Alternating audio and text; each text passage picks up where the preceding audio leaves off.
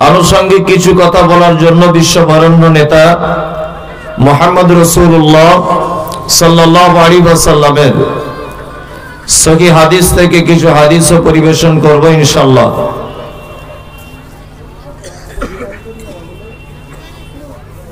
পৃথিবীর চূড়ান্ত একটি কিতাব, যার বিকল্প কোনো কিতাব নেই। কিতাবটির নাম কি? আল কোরআন। সারা পৃথিবীতে অনেক বই আছে, তার মধ্যে আমাদের কাছে সব থেকে দামি বই বলে যেটা মনে করা হয় সেটা হচ্ছে রবীন্দ্রনাথ ঠাকুরের লেখা গীতাঞ্জলি। আমি জানি এই এলাকাতে অনেক শিক্ষিত, জেনারেল শিক্ষিত মানুষ আছেন। রবীন্দ্রনাথ ঠাকুর একটি বই লিখেছিলেন, তার নাম গীতাঞ্জলি। এই গীতাঞ্জলি নামক বই লিখে তিনি নোবেল পুরস্কার পেয়েছিলেন। খুব বড় মাপের একটা মানুষ। ব্যাড লাক, আমরা এমন এক রাজ্যে বা এমন এক দেশে বসবাস করি যে রবীন্দ্রনাথের নোবেল পুরস্কার চুরি হয়ে গেছে বোলপুর শান্তিনিকেতন থেকে। এটা আপনারা জানেন। ছোটবেলাতে আমরা একটা কবিতা পড়েছিলাম, কোন দেশেতে তরুলতা সকল দেশের চাইতে বেশি। পড়িনি? পড়েছিলাম। আমি ওই কবিতাটি একটু নকল করে একটা লিখেছিলাম ছাত্র জীবনেই। কোন দেশেতে চোর ডাকাতি সকল দেশের চাইতে বেশি, কোথায় চলে রাহাজানি চিটিংবাজি চলে রে, সেই আমাদের বাংলারে ভাই, আমাদেরই বাংলারে। নোবেল পুরস্কার চুরি হয়ে গেছে আমাদের বোলপুর থেকে। খুব বড় মাপের মানুষ ছিলেন। কোরআন পৃথিবীর কত আশ্চর্যজনক কিতাব, আপনাদেরকে আমি দুটো একটা জিনিস দিয়ে বোঝাচ্ছি। এই এত বড় মাপের একটা মানুষ অনেক কবিতা লিখেছেন, অনেক বই লিখেছেন, কিন্তু উনি বাঙালি। তারপরেও বাংলা পিওর বাংলাতে লিখতে পারেননি। অন্যান্য দেশের ভাষা ধার নিয়েছেন। পিওর বাংলাতে কোনো বই লেখা হয়েছে? পশ্চিম বাংলাতে দেখাতে পারবেন আপনি যে পিওর বাংলাতে এটা লেখা হয়েছে? লেখা হয়নি। উনি অনেক কবিতাতে ব্যবহার করেছেন পানি শব্দটা। বাংলাতে পানিকে কি বলে? শিক্ষিত মানুষেরা বলুন, কি বলে? জল। আর পানিটা কোন ভাষা? হিন্দি, উর্দু। তা উনি অনেক কবিতায় পানি শব্দ ব্যবহার করেছেন।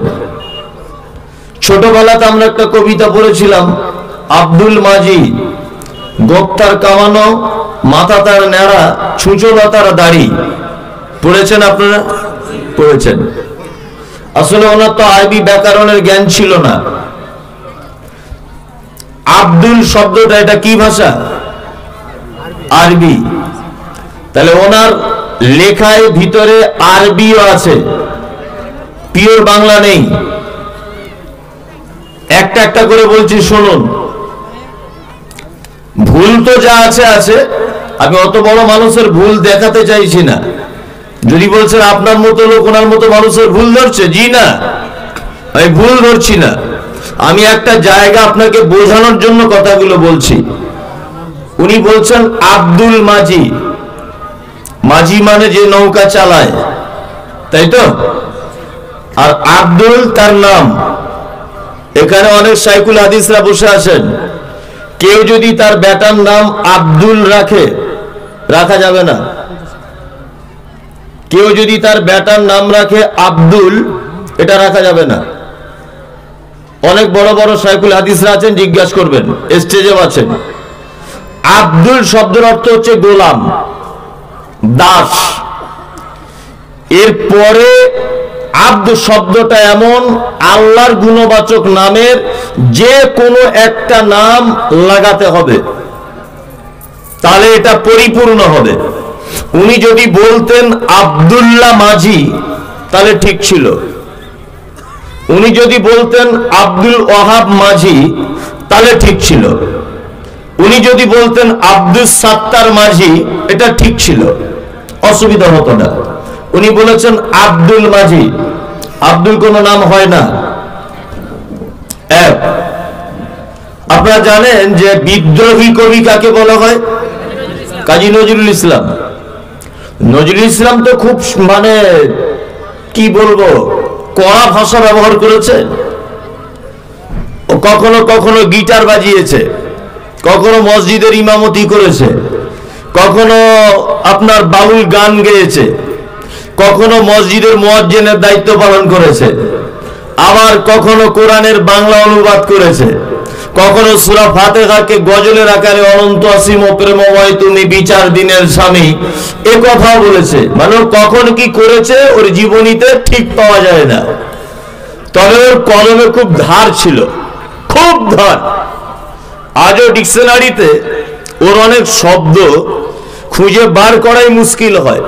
আমি মোটামুটি 4-5টা কবিতা থেকে কিছু শব্দ আজও পর্যন্ত তার মানে উদ্ধার করতে পারছি না, গুগলে ঢুকেও পাই না যে কি বোঝাতে চেয়েছে।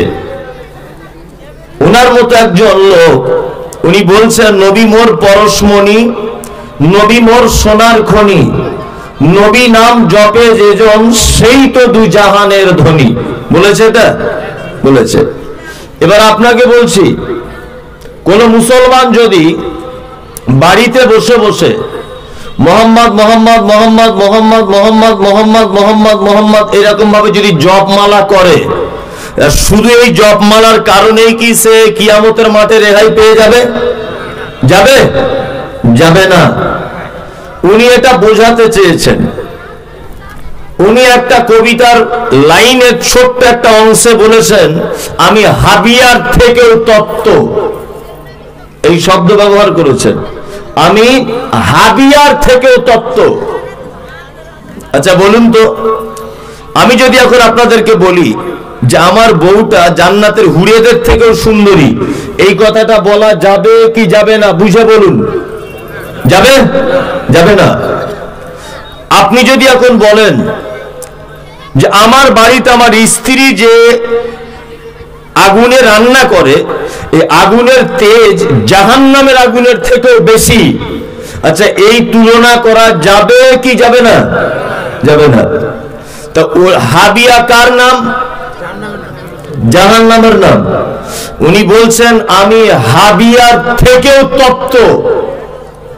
যদিও উনি কবিতার আকারে এটা বোঝাতে চেয়েছেন যে আমি অনেক রাগী, উনি বলতে চেয়েছেন আমি অনেক রাগী, আমার রাগ খুব বেশি, তাই বলে হাবিয়ার থেকে বেশি নয়। হাবিয়ার থেকে বেশি হবে না। তাহলে ওনাদের মতো বড় বড় পণ্ডিত মানুষেরাও নিজেদের লেখা বইয়ে অজান্তে দুটো একটা শব্দ এদিক ওদিক ব্যবহার করে দিয়েছেন। করেছেন কি করেননি? করেছেন। দেখালাম আপনাকে 2-4টে। আর একটা জিনিস দেখাই। আচ্ছা আমাদের স্কুলে যে সমস্ত ছাত্রছাত্রীরা পড়ে, মাধ্যমিক পরীক্ষা দিচ্ছ বা দিয়েছো এরকম 4-5টা ছেলে হাত তুলুন তো, যে আমি মাধ্যমিক পর্যন্ত পড়েছি। তুলুন। কেউ আছে এখানে? যে আমি মাধ্যমিক পাস করেছি? কেউ নেই এখানে? অনেকজন আছে, ভয়ে তুলছে না যদি কি উল্টো পাল্টা হয়ে যায়। এটার ব্যাপার তো। এই ছেলেটা পড়েছে আর এই ভাইও পড়েছে। আচ্ছা এটা তো আমাদের পশ্চিম বাংলা। আমাদের স্কুলে দুটো সাবজেক্ট মূল, এক বাংলা এক ইংলিশ, এই দুটো। আচ্ছা ক্লাসরুম যখন ভাগ করা হয়েছে, এই বক্তব্য শুরু করিনি, একটু পরে করছি। ক্লাসরুম গুলো যখন ভাগ করা হয়েছে দেখবেন ভি উপরে দাগ নিচে দাগ এরকম দেওয়া থাকে। এটা তার মানে কোন ক্লাস? ভি দিয়ে উপরে নিচে দাগ 5। ভি তারপরে একটা দাগ বা দুটো দাগ, এটা কোন ক্লাস? 6। আচ্ছা বলুন তো এটা বাংলা ভাষা না ইংরাজি ভাষা না কোন ভাষা? রোমান্স। তার মানে আমাদের বাংলাতে রোমান দেশের ভাষা ধার করে ক্লাসরুম ভাগ করা হচ্ছে, বুঝতে পারছেন? এবার বলি, মানে মানুষ লেখাপড়া শিখেছে, মানে এগুলো কাজে লাগায়নি। আচ্ছা, আমার অনেক দিন আগে একটা মাদ্রাসার মৌলভী সাহেবের সঙ্গে দেখা, মৌলভী সাহেব না, উনি পাবলিক,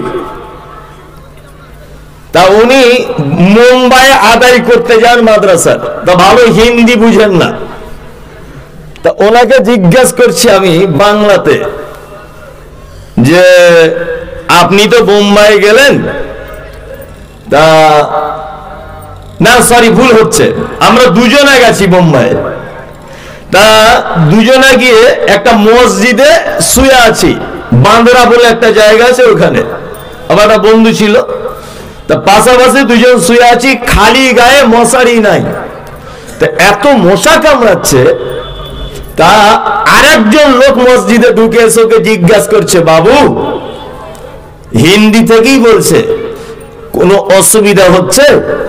তো ও তখন হিন্দিতে বলছে, থোড়া থোড়া মশা কামড়াতে হয়, বুঝলেন না? তো বলছে থোড়া থোড়া মশা কামড়াতে হয়। আচ্ছা বলুন তো হিন্দি হলো? হলো? হলো না। ও তো অশিক্ষিত লোক, আমার সঙ্গে গেছে, বলছে থোড়া থোড়া মশা কামড়াতে হয়। ঠিক বলেছ, মনে মনে হাসছি। আমাদের স্কুলে দেখবেন দেওয়ালে লেখা আছে, ছাত্র ছাত্রীরা এখানে সাইকেল কেউ রাখিবে না। এই দেওয়ালে ছাত্র ছাত্রীরা সাইকেল কেউ রাখিবে না, এরকম কিছু কিছু জায়গায় লেখা থাকে না? তাহলে স্কুলের দেওয়ালে যে লেখা আছে, এটা নিশ্চয়ই কোন অশিক্ষিত লোক লেখেনি, মাস্টার মশাইরাই লিখেছে, কেউ হয়তো কাউকে দিয়ে লিখিয়েছে, কিন্তু মাস্টার মশাইরা বলে দিয়েছে। আচ্ছা বলুন, সাইকেল এই শব্দটা কোন ভাষা? ইংরেজি। সাইকেলের টোটাল পার্টস আমরা বাঙালিরা যেটা বলি সব ইংরেজি থেকে, যেমন চেন এটা ইংরেজি, বেল এটা ইংরেজি, সাইকেল ইংরেজি, মারগার্ড ইংরেজি, স্পক ইংরেজি, রড ইংরেজি, জি সব, সিট ইংরেজি, কভার সিট কভার এটাও ইংরেজি, সব ইংরেজি। তাহলে হেডমাস্টার লিখতে বলেছে, ছাত্র ছাত্রীরা কেউ এখানে সাইকেল রাখিবে না। বলুন তো, ইংরাজি সাইকেল ইংরাজি, রাখিবে না এটা কোন ভাষা? কোনটা? বাংলা। তাহলে ইংরাজি আর বাংলা দুটো দেশের ভাষা দিয়ে শব্দ গঠন হয়? হবে? আমার তো এগুলো মাথায় ঢোকে না, এগুলো আমার মাথায় ঢোকে না। কিন্তু পৃথিবীতে একটি মাত্র কেতাব আছে, যে কেতাবটি পৃথিবীর অন্য কোনো ভাষা ধার না করে নিজে নিজে শব্দ গঠন করেছে, তার নাম আল কোরআন। ইংলিশ নো চান্স, এতে ঢুকতে পারবে না। বাংলা নেই, কোন ভাষা নেই, শুধুমাত্র পিওর আরবিতে একটা চরম বৈশিষ্ট্যের। আর কি বৈশিষ্ট্য? এর আর একটা মারাত্মক বৈশিষ্ট্য হচ্ছে, পৃথিবীতে যত রকমের গান, উপন্যাস, কবিতা, ছন্দ, গল্প, ইতিহাস যা কিছু লেখা আছে, একবার, দুইবার, তিনবার, চারবার ওটা যদি আপনাকে শোনানো হয়, আপনি আর শুনবেন না। শুনবেন? ভালো লাগবে না।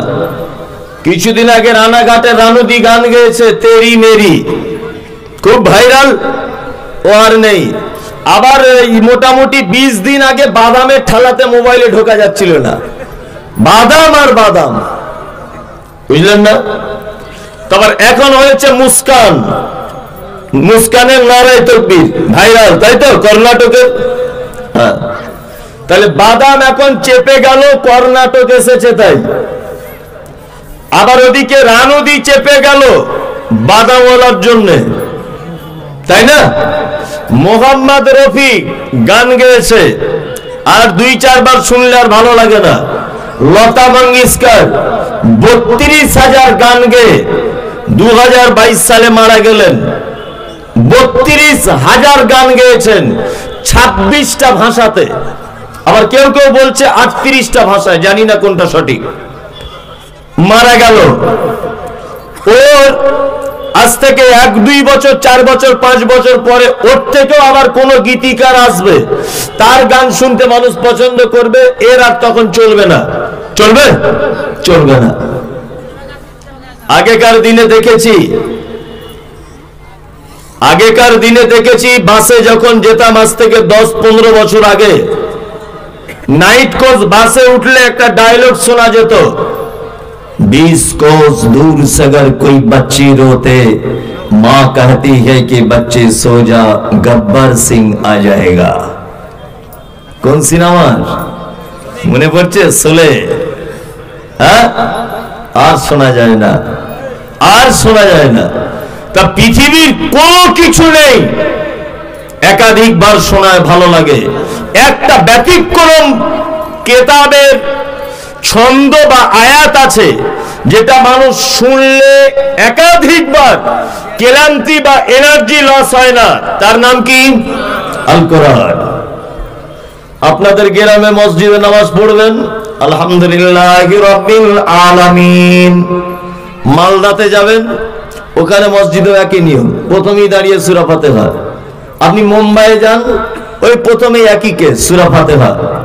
আপনি কাবায় চলে যান, কাবা শরীফেও গিয়ে দেখবেন আলহামদুলিল্লাহি রাব্বিল আলামিন। ঠিক বলছি নাকি?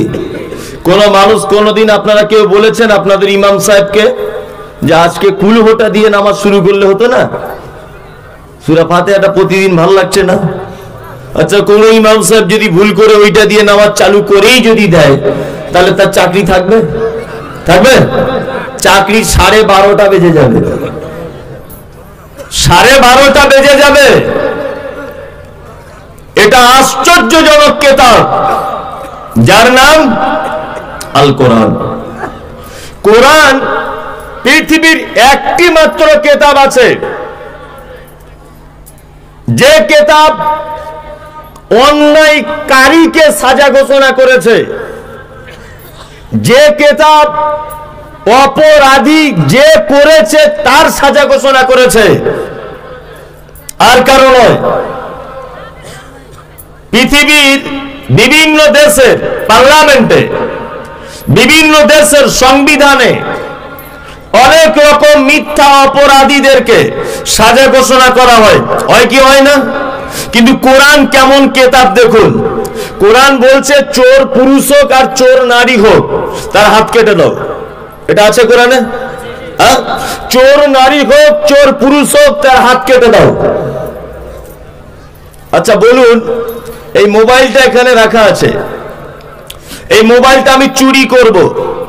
আচ্ছা বলুন তো সর্বপ্রথম অপরাধ কে করে? কে? মানে কিছুই বুঝে না।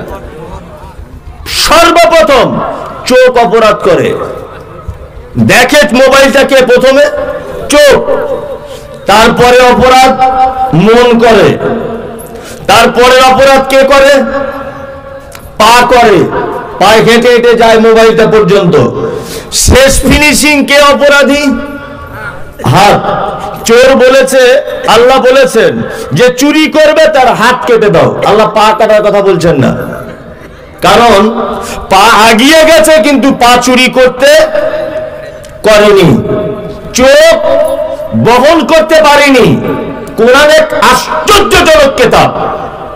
পৃথিবীতে যারা এইটাকে ছেড়ে দিয়েছে যারা, তারা বড় হতভাগা, খুব হতভাগা তারা। আর এইটাকে যারা ধরে রেখেছে তারা খুব ভাগ্যবান, খুব ভাগ্যবান। কেমন ভাগ্যবান? আপনাকে আরেকটা দৃষ্টান্ত দিই। আচ্ছা, হযরত মুহাম্মদ সাল্লাল্লাহু আলাইহি ওয়াসাল্লাম মারা গেছেন, উনি মারা যাওয়ার পরে ওনার সম্পদের কেউ ওয়ারিশ হবে? হবে? ওনার জমি জায়গার কেউ ওয়ারিশ হবে? কেউ হবে না, কেউ নয়। আচ্ছা এবার বলুন, হযরত মুহাম্মদ সাল্লাল্লাহু আলাইহি ওয়াসাল্লামের কাছে সবথেকে মূল্যবান ও আশ্চর্য মুজিজাপূর্ণ জিনিস কোনটা ছিল? কোনটা? কোরআন, যা পৃথিবীতে চূড়ান্ত নবী, চূড়ান্ত কিতাব আল কোরআনুল কারীম নবী মুহাম্মদ সাল্লাল্লাহু আলাইহি ওয়াসাল্লামকে দেওয়া হয়েছিল। আল্লাহ নবী সাল্লাল্লাহু আলাইহি ওয়াসাল্লামের জমি জায়গার কেউ ভাগ নিতে পারবে না, তার বেটা বেটি স্ত্রীরা কেউ নয়। কিন্তু আল্লাহ রাসূল বলেছেন আমার একটা জিনিসের ওয়ারিশ হবে, একটা জিনিসের ওয়ারিশের পারমিশন থাকলো, এবং এই ওয়ারিশটা হবে কারা?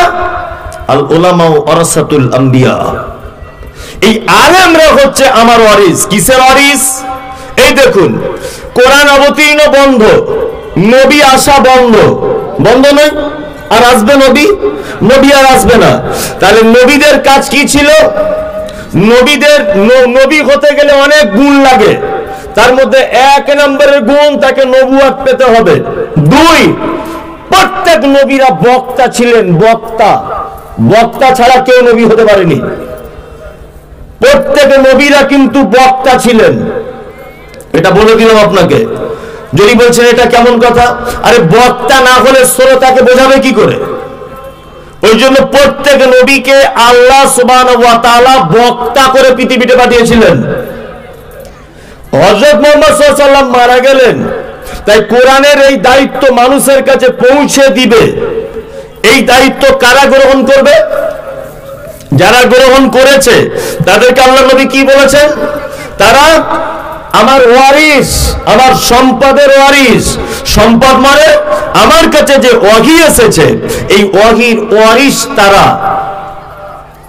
এবার একটা কথা বলি, এটাকে যারা শুধুমাত্র ধারণ করেছে, মানেনি বা মানছে না, ধরে নেন শুধু ধারণ করছে, তাদের ব্যাপারে আল্লাহ নবী সাল্লাল্লাহু আলাইহি ওয়াসাল্লাম বলেছেন একজন কোরআনের হাফেজ কিয়ামতের মাঠে একটা করে আয়াত পাঠ করবে আর একটা করে মর্যাদার স্থান লাভ করবে। এইরকম ভাবে তার আয়াত যেখানে শেষ হবে সেইখানে তার মর্যাদার কি শেষ হবে। তার মানে হাফেজ আর মাওলানারা জান্নাতের সর্বশীর্ষ স্থানে অবস্থান করবে ইনশাআল্লাহ, এইটাকে যারা ধারণ করবে। আমরা একে 10 পয়সাও দাম দেইনি। এই দেখুন আল্লাহ তাআলা আফসোস করে কোরআন মাজিদে কি বলছেন? আল্লাহ আফসোস করে বলছেন ইন্না আরাজনাল আমানাতা আলাস সামাওয়াতি ওয়াল আরদি। আল্লাহ বলছেন আমার এই আমানত, অর্থাৎ আমার এই মহা দায়িত্বটা আমি সর্বপ্রথম দিতে চেয়েছিলাম সামাওয়াত, আসমানের কাছে, ওয়াল আরজ, জমিনকে বলেছিলাম জমিন তুমি দায়িত্ব নাও, তুমি দায়িত্ব নাও কোরআনের। ওয়াল জিবাল, পাহাড়কে বলেছিলাম পাহাড় তুমি দায়িত্ব নাও। ওয়াশফাকনা মিনহা ওয়া হামালাহাল ইনসান ইন্নাহু কানা যালুমান জাহুলা। তারা সবাই এটা দায়িত্ব নিতে অস্বীকার করলো, অমান্য করলো। আল্লাহ বলছে আমি অবশেষে এটার দায়িত্ব দিলাম মানুষের উপরে, জালুমান জাহুলা, তারা বড় অত্যাচারী আর তারা বড় অজ্ঞ। কি বলছি বুঝতে পারছেন না? আল্লাহ আমার আপনার ব্যাপারে বলছেন যাদের কাছে কোরআন মাজিদ এসেছে এরা সব থেকে বড় অজ্ঞ। যদি বলছেন অজ্ঞ কেমন করে, আপনাকে দুইটা একটা জিনিস দেখাই। হযরত মুহাম্মদ সাল্লাল্লাহু আলাইহি ওয়াসাল্লামকে জিজ্ঞাসা করা হয়েছে, খুব ভালো করে শুনুন, আমি সুর করা আস্তে আস্তে ছেড়ে দিচ্ছি তো ওই জন্য আমার কথা লোক শুনতে চাইছে না, বুঝলেন না? আর আমি একটা জিনিস বুঝি না। কি বুঝি না? আচ্ছা আপনি আমার সঙ্গে আপনার দেখা হলো, তা আপনি আমাকে এরকম করে বলেন মাওলানা মুমতাজুল ইসলাম আপনি কেমন আছেন বলুন, এরকম করে বলেন না। আপনি বাড়ি গেলেন, আপনার স্ত্রীকে এরকম বলেন আয়েশার মা খুব খিদে লেগেছে, তাড়াতাড়ি করে দুটো ভাত দাও, এরকম করে কেউ বলে? তাহলে সব কথা কাটা কাটা করে বলে, ধর্মের কথা শুনতে গেলে সুর লাগে? বদমাইশির জায়গা পাও না? হ্যাঁ, বক্তা দাওয়াত করার আগে বলে সুর ভালো আছে তো, সুর নিয়ে তুমি কি করবে? হ্যাঁ, সব কথা কাটা কাটা করতে ভালো লাগে, হ্যাঁ, আর সুর দিলে তোমার মজা লাগে? সুর লাগবে না, আপনি বসুন, আমি সুর একটু একটু দিতে পারি, ভাঙা গলাতে চেষ্টা করব, বুঝলেন না? এবার আপনাকে আবার বলছি, আমি কি কথা বলতে বলতে ছাড়লাম, কি কথা বলতে বলতে শেষ। এই তো এখনই বলছে রাত 12টা বাজে না। আল্লাহু আকবার, রাত 12টা এখনো বাজেনি। কি? হ্যাঁ, মানুষ অজ্ঞ, তার প্রমাণ করছে। এই দেখুন, হযরত মুহাম্মদ সাল্লাল্লাহু আলাইহি ওয়াসাল্লামকে জিজ্ঞাসা করা হচ্ছে, ইয়াসআলুনাকা আনিল খামর, আপনি মদ সম্পর্কে কিছু বলুন। মদের ব্যাপারে কি ইসলামে আছে বলুন তো? আল্লাহ নবী সাল্লাল্লাহু আলাইহি ওয়াসাল্লাম তারপরে বলছেন, কুল ফিহিমা ইসমুন কাবীর ওয়া মানাফিউ লিন-নাস। মদ একটা মারাত্মক অপরাধ, মদ মারাত্মক অপরাধ, মানাফিউ লিন-নাস, কিন্তু মদে উপকার আছে। এই যে যাদের উপরে কোরআন এসেছে এরা অজ্ঞ, এটা প্রমাণ করছি। মানে আমরা কতটা অজ্ঞ? আচ্ছা বলুন তো, আমি যদি এখন বলি মদ খেলে উপকার হয়, তাহলে আমাকে আপনারা ভালো বলবেন না খারাপ বলবেন? খারাপ বলবেন, যে মদ আবার খাওয়ালে উপকার হয়। এই দেখুন, আল্লাহ নিজে বলছেন ওয়া মানাফিউ লিন-নাস, মদে উপকার হয়। এখন এটা প্রমাণ কি করে করবেন? এটা কিন্তু মুসলমানরা প্রমাণ করতে পারেনি, পেরেছে? একটা খ্রিস্টান লোক প্রমাণ করে দিয়েছে। উনি এই আয়াতটাকে নিয়ে গবেষণা করছেন। কি গবেষণা? যে আল্লাহ কেন বলছে মদে উপকার? ঔষধ আবিষ্কার করা হলো। আপনি আজও ফার্মেসি ঔষধ কিনতে যাবেন, গিয়ে দেখবেন প্রত্যেক ঔষধের গায়ে লেখা আছে 1%, 2% অ্যালকোহল আছে। আছে না নেই? আছে। তাহলে মানুষের জন্য উপকার, এটা ফ্রান্সের একজন খ্রিস্টান সে প্রমাণ করে দিয়েছে যে হ্যাঁ মদে উপকার আছে। কোরআন যাদের কাছে এসেছে তারা কত অজ্ঞ আপনাকে বলছি, শুনে না। হযরত মুহাম্মদ সাল্লাল্লাহু আলাইহি ওয়াসাল্লাম হীরা গুহাতে বসেছিলেন, ছিলেন তো? আর জিবরিল আমিন এলেন, এসে বলছেন ইকরা, এ নবী আপনি পড়ুন, পড়ুন। আল্লাহ নবী বলছে আমি পড়তে জানি না। তা আবার জিবরিল বলছে আপনি পড়ুন, বলছে আমি পড়তে জানি না। তখন জিবরিল আমিন কি করলেন? নিজের সিনার সঙ্গে আল্লাহ নবীর সিনাটাকে ধরে চাপ দিলেন। এটা শুনেছেন তো? চাপ দেওয়ার পরেই আল্লাহ নবী বললেন ইকরা বিইসমি রাব্বিকাল্লাযী খালাক, খালাকাল ইনসানা মিন আলাক, ইকরা ওয়া রাব্বুকাল আকরাম আল্লাযী আল্লামা বিল কলাম। আচ্ছা, এতক্ষণ আল্লাহ নবী বলতে পারছিলেন না, আর বুকে যখনই চাপ দিলেন তখনই তিনি বলছেন, পড়তে শুরু করে দিলেন। এর কারণ কি? আশ্চর্য ব্যাপার। এটা একজন খ্রিস্টান গবেষণা করে বলছে হযরত মুহাম্মদ সাল্লাল্লাহু আলাইহি ওয়াসাল্লাম এতক্ষণ পড়তে পারছিলেন না, আর সিনাতে চাপ দেওয়ার সাথে সাথে পড়তে পারলেন। কারণ কি? এইটা রিসার্চ করে করে করে করে করে করে করে করে মোবাইলের ভিতরে একটা সফটওয়্যার আবিষ্কার করা হলো। ব্লুটুথ বলুন, সিয়ারেট বলুন, যাই বলুন, একদিকের মোবাইল আর একদিকে সাইডে রাখলে এর গান ওর দিকে চলে যায়, ওর গান এর দিকে চলে যায়। এটা হয় কি হয় না? হ্যাঁ, তা উনি বলছেন নিশ্চয় আল্লাহ জিবরিলের মাধ্যমে এরকম কোন সফটওয়্যার ব্যবহার করেছেন হযরত মুহাম্মদ সাল্লাল্লাহু আলাইহি ওয়াসাল্লামের জন্য।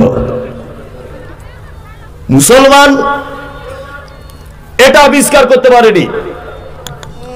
হযরত মুহাম্মদ সাল্লাল্লাহু আলাইহি ওয়াসাল্লাম, এই যারা গ্যাসের রোগী যারা সবসময় গ্যাস ট্যাস হয় না, হয়তো হয়। এর কারণ কি? আমরা কোরআন এবং হাদিস মানি না। তাই যদি বলছেন গ্যাস হয় তাও কোরআন হাদিসের ব্যাপার, আরে গ্যাস হবে তাও কোরআন হাদিসের ব্যাপার।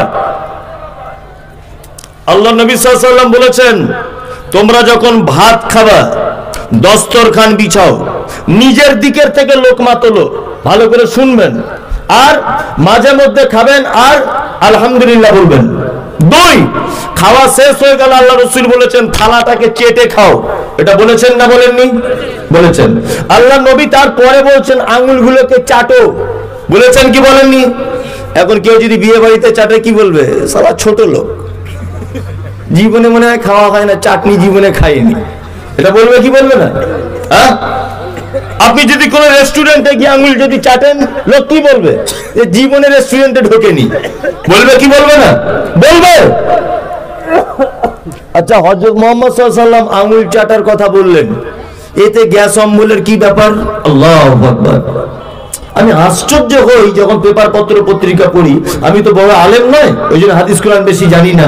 পেপার পত্র পত্রিকা বা যখন অনেক সংবাদ মাধ্যমে দেখি যে ফ্রান্সের আরেকজন খ্রিস্টান বিজ্ঞানী তিনি বলছেন যে গ্যাস, মানব দেহের এই গ্যাস নামক রোগটাকে যদি সমাজ থেকে তোলা যায় বা এই রোগটাকে যদি নির্মূল যদি করা যায়, তাহলে হযরত মুহাম্মদ সাল্লাল্লাহু আলাইহি ওয়াসাল্লামের এই পদ্ধতি মানা লাগবে। কারণ আঙুল চাটলে মুখের ভিতরে কিছু লালা জন্ম হয়, ওই লালা পেটের ভিতরে যায়। উনি বইয়ে কলম পত্রিকা লিখেছেন, বলেছেন উনি এই কথাটা যে একটা মানুষের পাকস্থলীতে খাদ্য যত শক্তিশালী খাদ্যই থাক, ওই লালাটা ঢুকে গেলে 1 ঘন্টা 30 থেকে 35 মিনিটের মধ্যে সেই খাদ্যটা হজম করতে সক্ষম হবে। কি বলছি বুঝতে পারছেন? আপনার বাচ্চা জন্ম হয়েছে তখন থেকে ডাক্তার বাবুরা নিওপেকটিন লিখছে, গ্যাসের ওষুধ, হজমের ওষুধ লিখছে না? এটা আপনার দোষ আছে তো অনেক। আপনার বাচ্চাকে জন্মদিন পালন করে দামি চাঁদির চামচে করে পায়েস খাওয়ান প্রতিদিন, খাওয়ান না? কালকে সকালে আপনার স্ত্রীকে গিয়ে বলবেন হাতে করে মাখিয়ে ওকে খাওয়াও, চামচ ব্যবহার করা যাবে না। হারাম এটা বলছি না, আপনি এটা ত্যাগ করুন, আপনি সুস্থ থাকবেন। কেউ চামচ ব্যবহার করবেন না, হাত দিয়ে খান। হযরত মুহাম্মদ সাল্লাল্লাহু আলাইহি ওয়াসাল্লাম যেটা বলেছেন এটা বিজ্ঞানসম্মত। কোরআন যেটা বলে এটা কি বিজ্ঞানসম্মত। আমাকে একদিন একটা লোক প্রশ্ন করছে জলসা থেকে নেমে, বলছে হুজুর আপনি তো বলছেন যে কোরআন আর হাদিস বিজ্ঞানসম্মত, তাহলে একটা কথা আপনাকে বলি। তাহলে কি বলুন? বলছে হযরত মুহাম্মদ একটা চরম ভুল কথা বলেছে। কি ভুল কথা? ব্যাপারটা বোঝা গেল না। বলছে হযরত মুহাম্মদ সাল্লাল্লাহু আলাইহি ওয়াসাল্লাম ভুল কথা বলেনি, ওযু করার পরে যদি কারোর পাছার দিক দিয়ে হাওয়া বার হয়ে যায় তা আল্লাহর নবী ওযু করতে বলেছেন। কত বোকালো! হাওয়া পাছার দিক দিয়ে বার হলো, তো পাছাটা ধোয়ার কথা কই বললো না? বাহ, ঠিকই কথা। প্রশ্ন তো ঠিক, ও প্রশ্ন ভুল করেছে না ঠিক করেছে? প্রশ্ন ঠিক। বলছে হযরত মুহাম্মদ আপনারা তো খুব মোহাম্মদ মোহাম্মদ করছেন, তা ওই লোকটা কই পাছাটা ধুতে বললো না কেন? আল্লাহ, এটা তো দামি কথা। তা আমি ওকে বললাম অনেক চিন্তা ভাবনা করে যে শোনো ভাই একটা কথা বলি, হযরত মুহাম্মদ সাল্লাল্লাহু আলাইহি ওয়াসাল্লাম একদম বোকা লোক ছিলেন না। বোকা লোক ছিলেন? একদম বোকা লোক ছিলেন না। আচ্ছা, আপনি এখান থেকে ট্রেনে করে যাবেন কলকাতা, তার বাড়ি থেকে মাংস দুধ সবকিছু খেয়ে গেছেন। ট্রেনে উঠে দেখছেন একটা লোক ঝালমুড়ি বিক্রি করছে, ঝালমুড়ি ঝালমুড়ি ঝালমুড়ি। আপনি খুব লোভ লাগছিল, ফের একটা ঝালমুড়িও কিনেছেন। আর ট্রেনে বসে বসে কলকাতায় যাবেন, গ্যাস অম্বল হয়ে গেছে। কি বলছি বুঝতে পারছেন না? আচ্ছা বলুন তো দেখি, এই যে ঝালমুড়িটা খেলেন, প্রথম অপরাধীকে আপনার মন, তারপরে অপরাধীকে, প্রথম অপরাধী চোখ, তারপরে মন, তারপরে হাত, হাত দিয়ে কিনেছেন, তারপরে হাত দিয়ে মুখের ভিতরে ঢুকিয়েছেন, জি মুখে চিবিয়েছেন, তারপরে কত যে ভালো মাল সেন্ট নাক গ্রহণ করেছে, করেছে কি করেনি? হযরত মুহাম্মদ সাল্লাল্লাহু আলাইহি ওয়াসাল্লাম বোকা লোক ছিলেন না, একদম বোকা লোক ছিলেন না। উনি বলেছেন ওযু করতে, তাহলে প্রথম মনটাকে পরিষ্কার করতে হবে, প্রথম অপরাধ। একে পরিষ্কার করার জন্য কি বলা লাগবে? বিসমিল্লাহ, মন পরিষ্কার। হাতটাকে ধুতে বলেছেন, অপরাধ হাত করেছে প্রথম। তারপরে তিনি বলেছেন কি? তিনি বলেছেন মুখে কুলি করো, খেয়েছেন মুখ দিয়ে। নাকে পানি দাও, খাদ্যটা শুকেছেন নাক দিয়ে। কান দিয়ে শুনেছেন ঝালমুড়ি ঝালমুড়ি, কান এরকম করে নাও, এটা বলেছে কি বলেনি? আর এটা একটা ব্যারেল, এর দায়িত্ব নিচের দিক দিয়ে পাস করা। আপনি যা খাবেন এর দায়িত্ব নিচের দিক দিয়ে বার করে দেওয়া, ওর কোনো অপরাধ নয়। তাহলে আপনার যে গ্যাস অম্বল হয়ে পাছার দিক দিয়ে হাওয়া বার হয়ে গেল, দোষী কারা? আপনার অঙ্গ প্রত্যঙ্গ গুলো কিনা বলুন? হযরত মুহাম্মদ সাল্লাল্লাহু আলাইহি ওয়াসাল্লাম ঠিক বলেছেন না ভুল বলেছেন? ঠিক। এরই নাম তো হাদিস আর কোরআন। এইটাকে মেনে নিতে হবে।